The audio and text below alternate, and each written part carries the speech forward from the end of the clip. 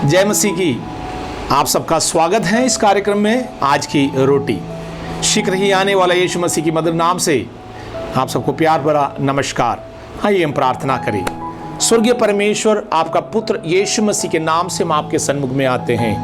हमारे अनेकों ज़रूरत है परमेश्वर, हमारे प्रिय लोगों के लिए मैं मध्यस्थ सदा के प्रार्थना करता हूँ। तेरी कलीसिया अभी तक जो लोग प्रभु आपके प्रेम को नहीं चखे हैं, उन पर रहम करे, कृपा करे। हमारे देश के अधिकारी गणों के लिए प्रभु जी, हमारे देश के हाल प्रिय लोग, जितने लोग हमारे सेवा में लगे हुए हैं प्रभु, उन पर कृपा करना।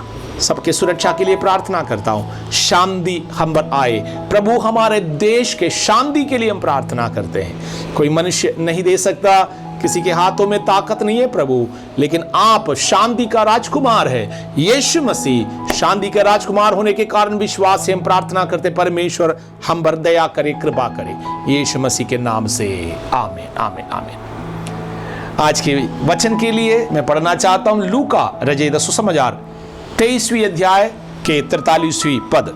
उसने उससे कहा, मैं तुझसे सच कहता हूं कि आज ही तू मेरे साथ स्वर्गलोक में होगा। हम में से प्रत्येक लोग ये चाहते हैं हम स्वर्ग में जाएं।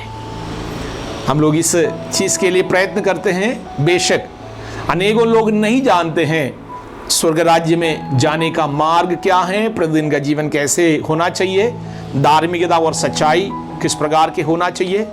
हम अनेकों कठिन कार्य करने के लिए भी तैयार हो जाते हैं, दान देते हैं, अपने शरीर को दुख देने वाले, पीड़ा देने वाले अनेकों काम हम लोग करने की कोशिश करते हैं, और झूठा धार्मिकता हम लोग वेदित करते हैं, और अनेकों प्रकार के कार्य लोग करते हैं, क्योंकि सबको ये मालूम है एक आनंद काल का जीवन है। और इस वचन में यीशु मसीह एक व्यक्ति से कहता है, आज तू मेरे साथ स्वर्गलोक में होगा।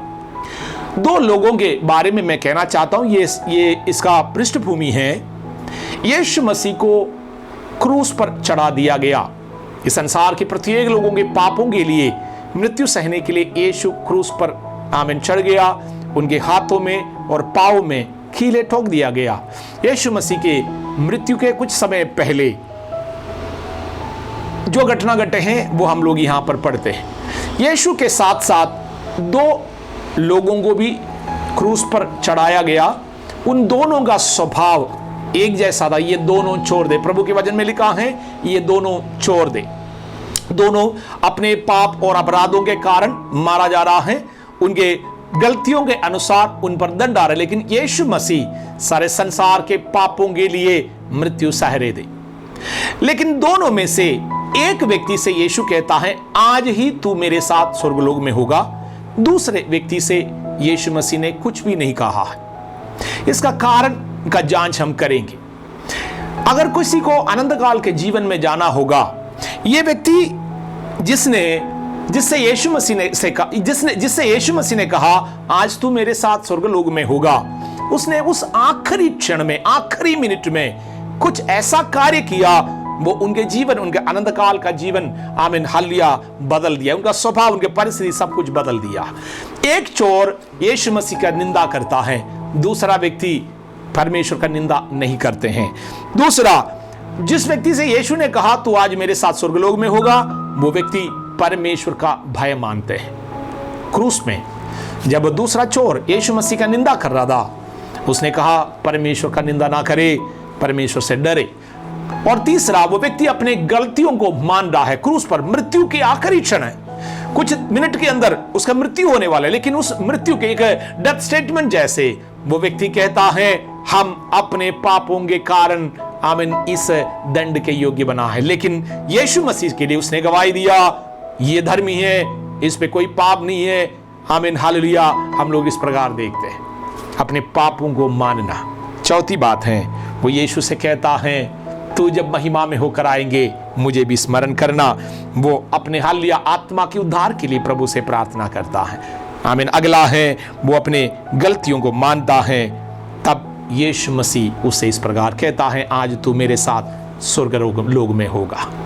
मेरे प्रियो, कुछ चीज़ें मैंने आपको बताया।